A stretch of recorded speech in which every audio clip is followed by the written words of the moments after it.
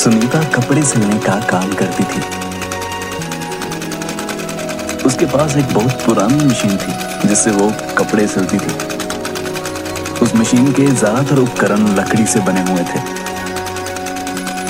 पति के गुजर जाने के बाद सुनीता उसी मशीन पर सिलाई करके अपना गुजारा करती थी। वो अकेली पूरे गांव में कपड़े सिलती थी। बस उसकी एक कमजोरी थी, वो बहुत आलसी थी, जिस वजह से उसकी बहुत कम कमाई हो पाती थी। उसकी एक बेटी थी जिसका नाम राधा था। एक दिन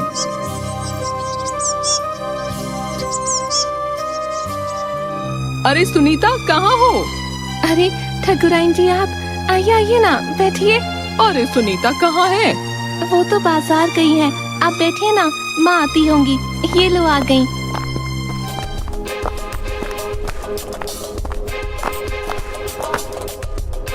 अरे ठाकुराइन जी, आप बताइए कैसे आना हुआ? अरे मुझे तुम्हें 500 साड़ियों का ऑर्डर देना है। मेरी बेटी की अगले महीने शादी है, उसी के लिए ये साड़ियाँ बनवा रही हूँ। लेकिन साड़ियाँ मुझे समय से चाहिए। हाँ, बताओ तुम साड़ियाँ बना दोगी ना? हाँ हाँ ठाकुराइन जी, मैं समय से आपके यहाँ सारी साड़ियाँ पहुँचा दूंगी। ठीक है, चलो मैं चलती हूँ अब। ठीक है माँ, ये तो बहुत अच्छा हुआ। हाँ, बहुत अच्छा हुआ। धन्यवाद भगवान, धन्यवाद हमें इतनी साड़ियों का ऑर्डर देने के लिए। चलो अब फटाफट काम पर लग जाते हैं। सुनीता अंदर जाती है और साड़ियां बनाना शुरू कर देती है। उसे साड़ियां बनाते बनाते नींद आने लगती है और वो सो जाती है। जब उसकी आंख खुलती है तो वो देखती है कि सारा समय निकल चुका है और शाम हो गई है। माँ, आज कितनी साड़ियाँ बना ली आपने? आज तो एक भी नहीं बनी पाई है, आंख लग गई थी। क्या?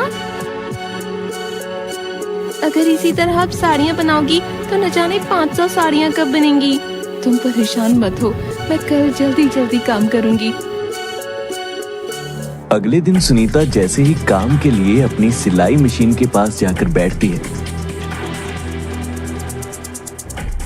और मशीन चलाती है, वैसे ही सारी मशीन की लकड़ियां टूटकर मशीन से अलग हो जाती हैं। हे भगवान, वैसे ही कम मुसीबत है क्या जिंदगी में जो आपने एक और भेज दी। अब ये मशीन तो पूरी तरह खराब हो गई। अब मैं साड़ियाँ कैसे बनाऊंगी, इसको कैसे ठीक करूं? माँ, आप जंगल से लकड़ियाँ ले आओ और इस मशीन को ठीक करने की कोशिश करो। ठीक है, तुम अपना ध्यान रखो, मैं जंगल से लकड़ी लेकर आती हूँ।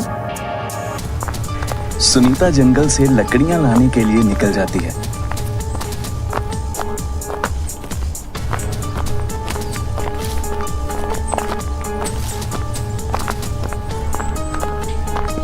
जंगल पहुंचने पर उसे कोई भी ऐसा पेड़ नहीं मिलता जिसकी लकड़ियों से वो अपनी मशीन ठीक कर सके। इस जंगल में तो एक भी पेड़ ऐसा नहीं है जिसकी लकड़ियों से मैं अपनी मशीन ठीक कर सकूं।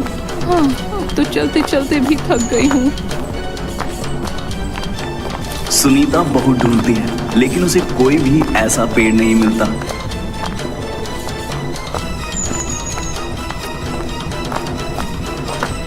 दूर चलने के बाद उसे एक पेड़ दिखाई देता है जो काफी मोटा और बड़ा होता है। उस पेड़ को देखते ही सुनीता खुश हो जाती है और कहती है, इस पेड़ की लकड़ियाँ मेरी मशीन के लिए ठीक रहेंगी, मैं इसे काट लेती हूँ। सुनीता जैसे ही पेड़ को काटने के लिए अपनी कुल्हाड़ी उठाती है, वैसे ही उस पेड़ से एक देवी प्रकट हुई। रुको, तुम इस पेड़ को नहीं काट सकती, मैं इस पेड़ पर निवास करती हूँ, तुम इस पेड़ को मत काटो। लेकिन देवी, मैं मजबूर हूँ, बहुत ढूंढने के बाद मुझे ये पेड़ मिला है। अगर मैंने इस पेड़ को नहीं काटा तो मेरी बेटी भूखों मर जाएगी। आप ही बताओ ना, मैं क्या करूँ? कृपया करके मुझे इस पेड़ को काटने दीजिए। तुम्हें अपनी बेटी की चिंता है, ये जानकर मैं बहुत खुश हूँ। इसलिए तुम मुझसे मनचाहा वरदान मांग सकती हो, लेकिन तुम इस पेड़ को मत काटो। देवी, मुझे सोचने के लिए कुछ समय चाहिए। ठीक है, तुम कल आ जाना। सुनीता वहां से घर की तरफ आने लगती है।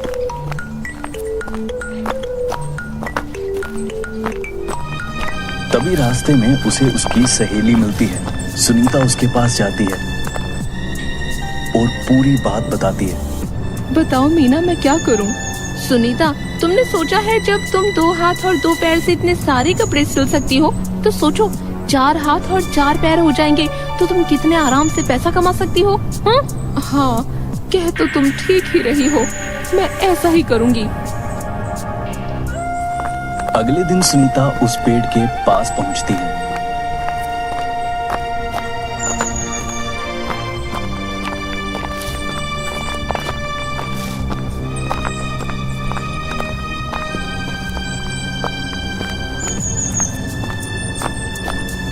हे देवी, मुझे 4 हाथ और 4 पैर चाहिए।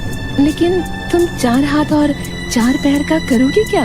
मैं 4 हाथ और 4 पैर से ज्यादा काम कर पाऊंगी, इसलिए मुझे 4 हाथ और 4 पैर चाहिए। तुमने ये फैसला सोच विचार कर किया है? हाँ देवी, मैंने ये फैसला बिल्कुल सोच विचार कर किया है।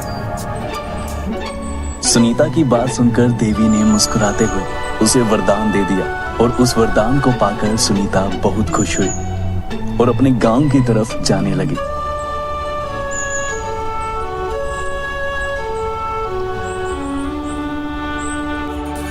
तभी उसने रास्ते में देखा कि एक भैंसा बहुत तेजी से उसकी तरफ भागी चली आ रही है।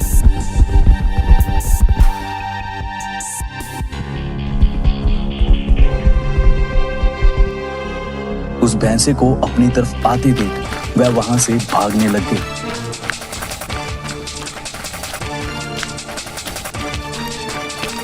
अरे अरे, कोई तो बचाओ मुझे, कोई तो बचाओ इस भैंस से। अरे मुझे तो कोई बचाओ, अरे मैं तो गई। सुनीता का ऐसा रूप देखकर गांव वाले हैरान रह गए। पकड़ो इस डायन को, पकड़ो। पकड़ो इस डायन को, पकड़ो इस डायन को। ये लोग तो मुझे डायन समझ रहे हैं। भागो भागो। अगर इस डायन को यहाँ छोड़ दिया तो ये पूरे गांव को खा जाएगी। पकड़ो इसे, पकड़ो। आज तो ये लोग मुझे छोड़ेंगे नहीं।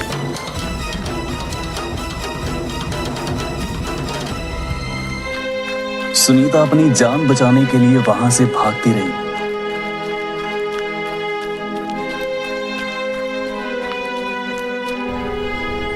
और भागते भागते उसी पेड़ के पास आ पहुंची।